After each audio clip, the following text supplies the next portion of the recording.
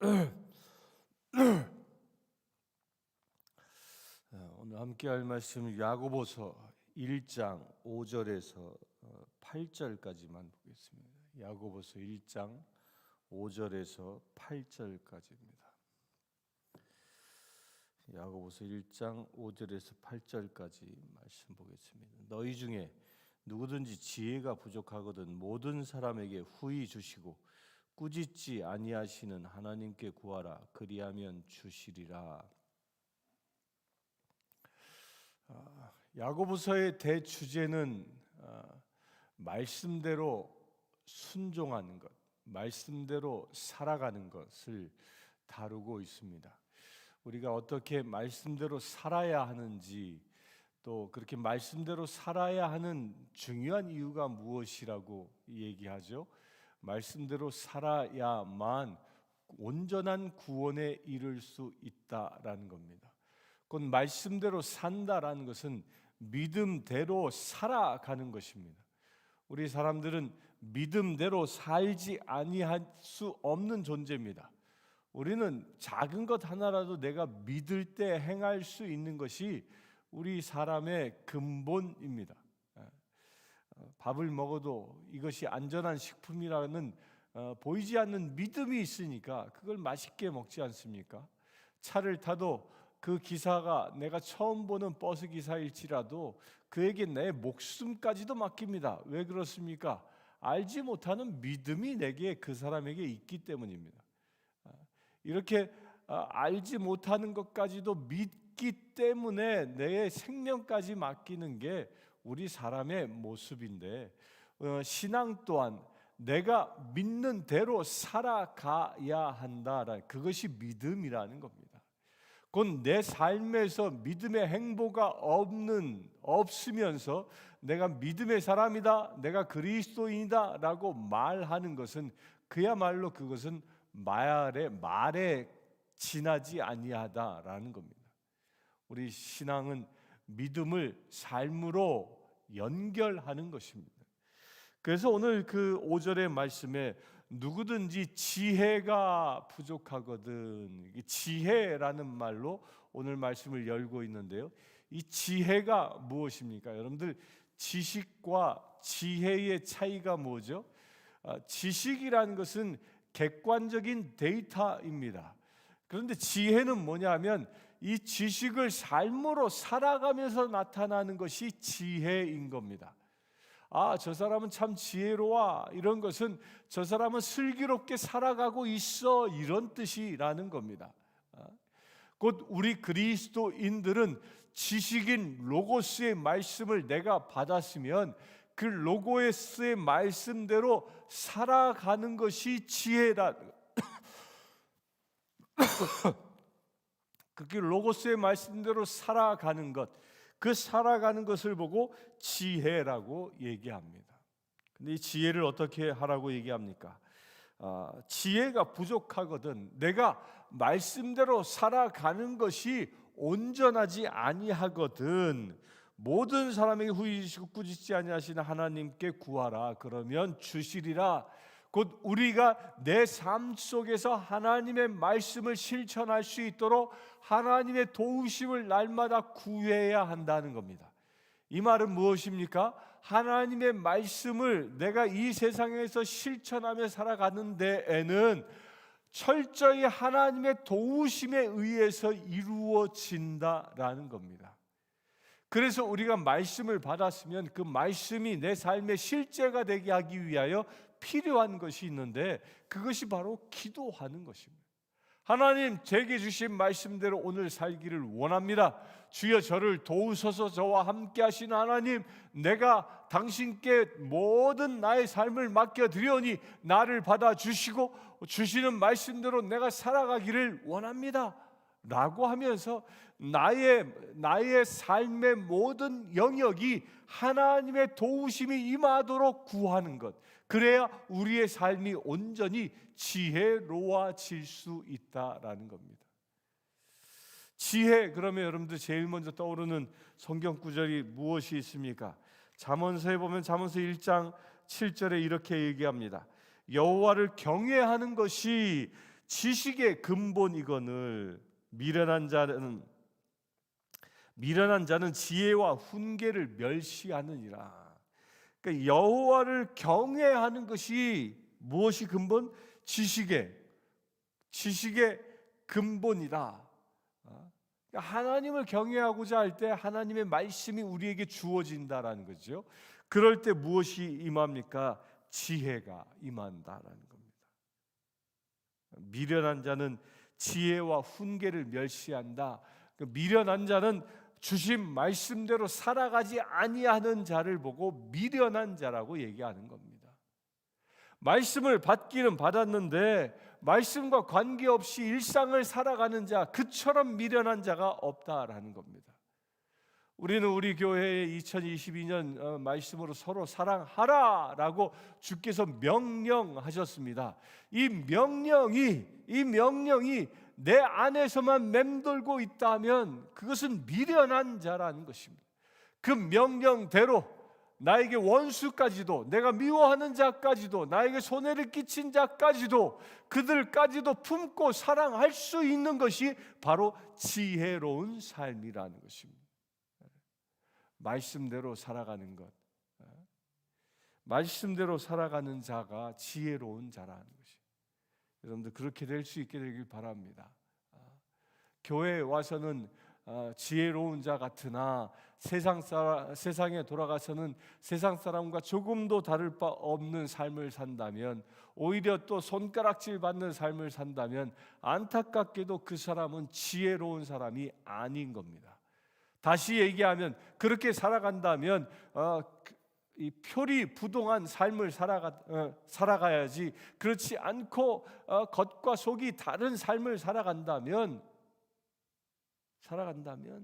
안타깝게도 그는 믿음의 사람이 아니라는 것입니다. 주신 말씀이 있으면 말씀대로 행하십시오.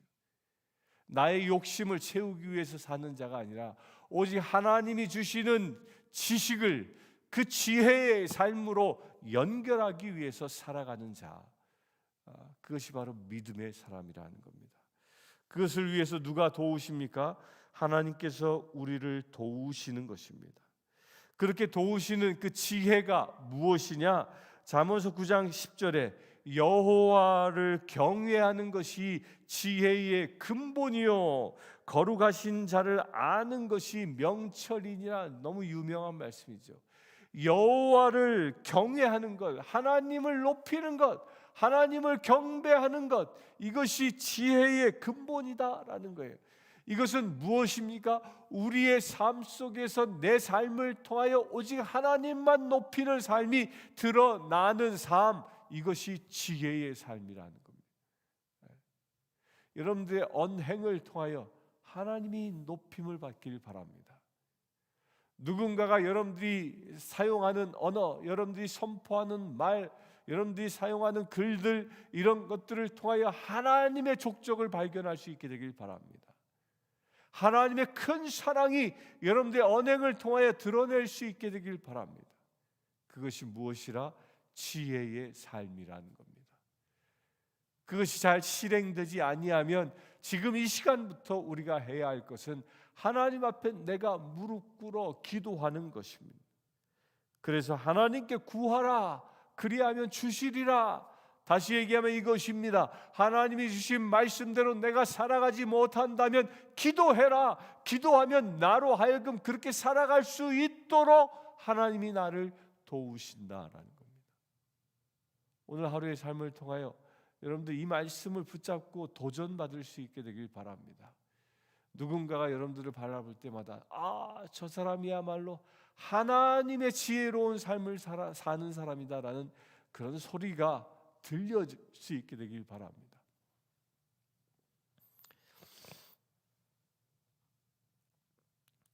6절 봅니다. 오직 믿음으로 구하고 조금도 의심하지 말라. 의심하는 자는 마치 바람에 밀려 요동하는 바다 물결 같으니 이런 사람은 무엇이든지 주께 얻기를 생각하지 말라. 믿음으로 구하라. 무엇을 구해요? 내 삶이 지혜로운 삶이 될 수 있도록, 곧 내 삶이 하나님의 말씀대로 살아가는 삶이 될 수 있도록, 내 삶이 예수 그리스도의 삶이 될 수 있도록, 내 삶이 빛된 삶이 될 수 있도록, 내 삶이 하나님의 사랑의 삶이 될 수 있도록, 내 삶이 화평을 이루는 삶이 되어질 수 있도록 믿음으로 구하라 하는 거예요. 그렇게 믿음으로 구하였으면 조금도 의심하지 말고 구한 대로 살라는 것입니다. 그런데 오늘 말씀에 이런 비유를 합니다.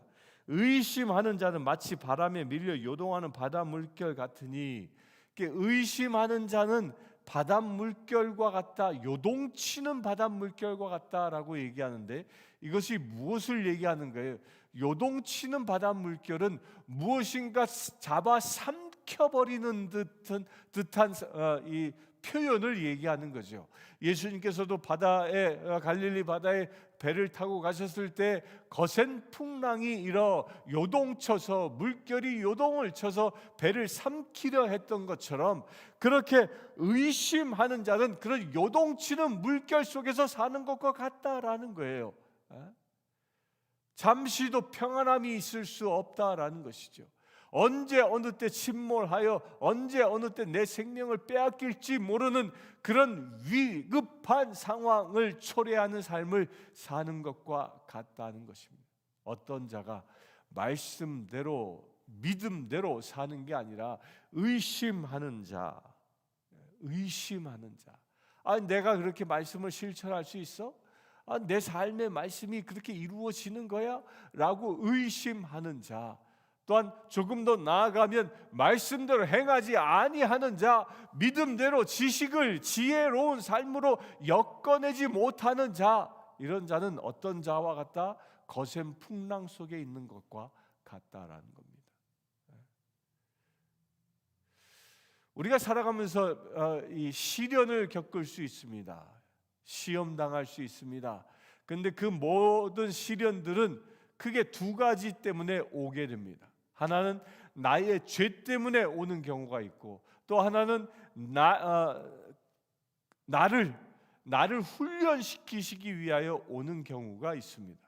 근데 우리가 인생을 살아가면서 겪는 시련과 환난들을 보면, 훈련을 통해서 주어지는 시련과 환난이라기보다는 대부분은 나의 믿음의 부족, 나의 죄로 인하여 얻어지는 혼란, 환난들이 더 크다는 것입니다.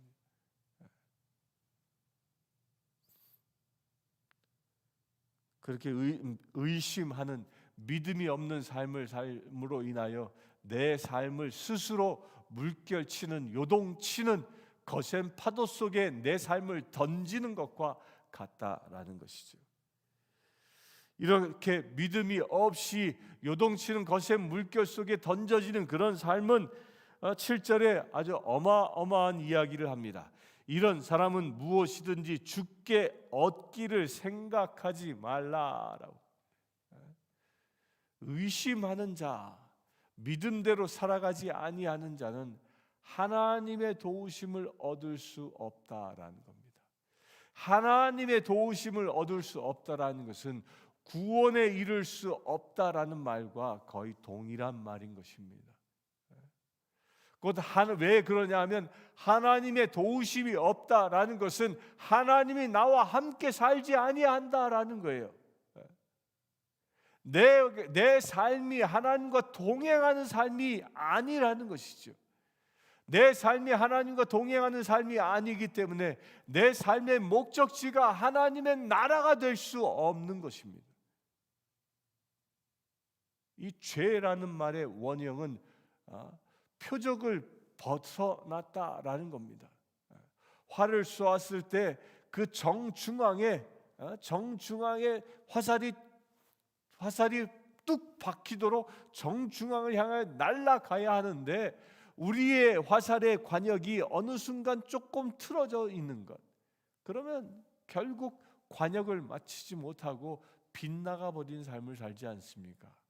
마찬가지로 우리의 삶이 하나님의 나라에 집중되어져 그 하나님의 나라에 나아가기 위하여 하나님이 나를 도우실 때, 그래야 하나님과 동행하는 삶을 살아갈 때 우리는 지혜로운 삶, 우리는 의로운 삶, 우리는 하나님의 형상을 닮은 삶을 살아갈 수 있는 것입니다.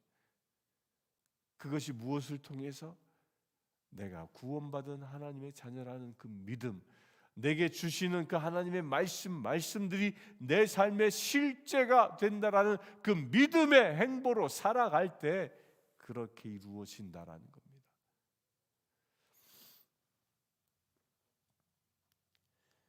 그러나 그렇게 믿음의 행보를 살지 못하는 자는 주께 얻기를 생각지도 말라고 얘기합니다. 8절 봅니다. 두 마음을 품어 모든 일에 정함이 없는 자로다. 이런 사람들은 어떤 사람? 두 마음을 품은 사람이다. 두 마음을 품은 사람들은 정함이 없다, 정결함이 없는 자다라는 거예요. 여러분들의 마음이 나의 육적인 마음과 하나님의 마음, 이 두 개가 내 안에 교차하고 있습니까? 그 두 개의 마음 속에서 갈등하고 있습니까? 그 두 개의 마음 때문에 늘 고통받고 있습니까? 아니면 아예 하나님의 마음은 없고 오직 내 마음만 있습니까? 이런 사람들은 정함이 없다. 하나님의 그 정결함이 없다. 여러분들의 마음 속에 지금 하나님께서 주시는 그 마음을, 그 마음에 여러분들의 모든 것을 귀 기울이고 그 하나님의 마음을 가지고 세상을 살아갈 수 있게 되길 바랍니다. 그 하나님의 마음이라는 것이 무엇입니까? 하나님의 마음은 구원입니다. 온 세상, 하나님께서 세상을 이처럼 사랑하사 독생자를 주셨으니 그 사랑인 겁니다.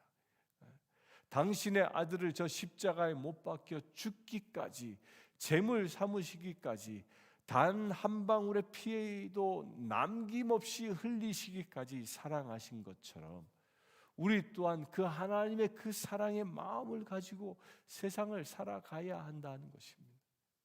그래서 이런 마음을 가진 자는 세상에 나아갈 때에 모든 결박이 끊어지는 역사가 일어나는 것입니다. 미워하는 대상, 증오하는 대상, 정죄하는 대상들이 그들을 용서하게 되고 그들을 품어주게 되고 그들을 축복하는 자로 변화되어지는 겁니다. 그래서 우리 믿음의 사람들은 결박을 끊는 사람입니다. 그러나 불신의 사람들, 내 마음이 내 안에 있어서 내 마음에 내 육적인 마음을 쫓아 살아가는 사람들은 사람들을 묶고 분열시키고 결박하고 상처 주고 분쟁을 일으키고, 이게 다 사단이 주는 마음인 겁니다. 여러분들은 어떤 마음입니까? 우리가 신앙생활하면서 아주 중요한, 늘 경계해야 할 것이 하나 있는데요, 그렇게 내가 하나님의 마음을 가지고 살아간다고 하면서 하나님처럼 세상 사람들을 정죄하려고 하는 모습이 있습니다. 심판하려고 하는, 너 틀렸어, 너 잘못했어, 너는 죄 심판받아 마땅해, 고발하려고 하는, 남의 허물을 들추어내려고 하는 그런 마음이 내 안에 들 수 있습니다.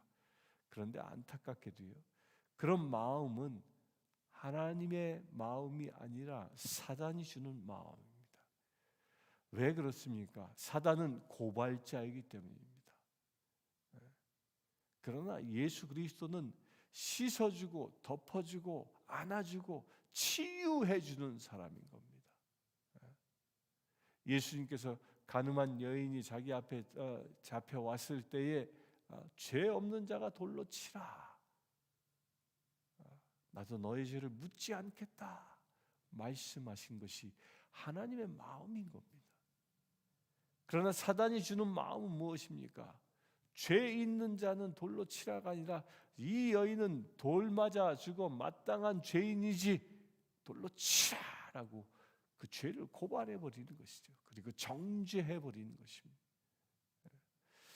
우리의 삶에서도 우리가 만나는 수많은 사람들이 있습니다. 그 사람들이 나에게 해를 끼칠 수 있습니다. 또 그들의 허물들이 내 눈에 보일 수 있습니다. 그런 허물들이 보이고 그들의 죄가 내 눈에 보입니까?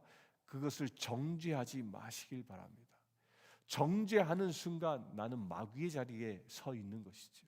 우리는 무엇합니까? 그런 것들이 보이면 하나님께 구하는 것입니다.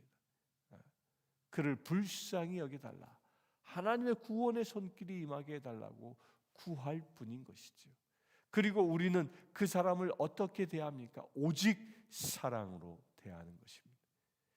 이것이 두 마음을 품지 아니하고 오직 하나님의 마음을 품는 자의 삶인 것입니다. 사랑하는 성도님들, 오직 하나님의 그 사랑의 마음이 여러분들의 마음의 전부가 되는 오늘 하루 되길 바랍니다.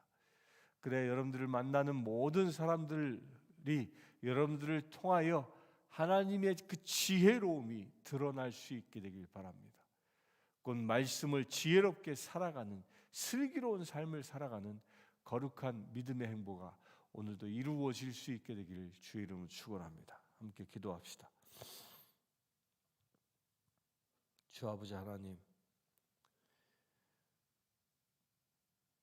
우리의 삶이 지혜로워지라 말씀하셨습니다. 말씀대로 살아가는 삶이 되길 원합니다. 오직 주님의 말씀에 순종하며 살아가기를 원합니다. 내 안에 오직 믿음을 가지고 살아가길 원합니다. 의심케 하는 두 마음들은 떨쳐버리고 오직 주님을 향하여 나아가는, 순종하는 믿음의 삶을 살아가는 거룩한 지체 되기를 원합니다. 우리 주 예수 그리스도의 이름으로 기도드리옵나이다. 아멘.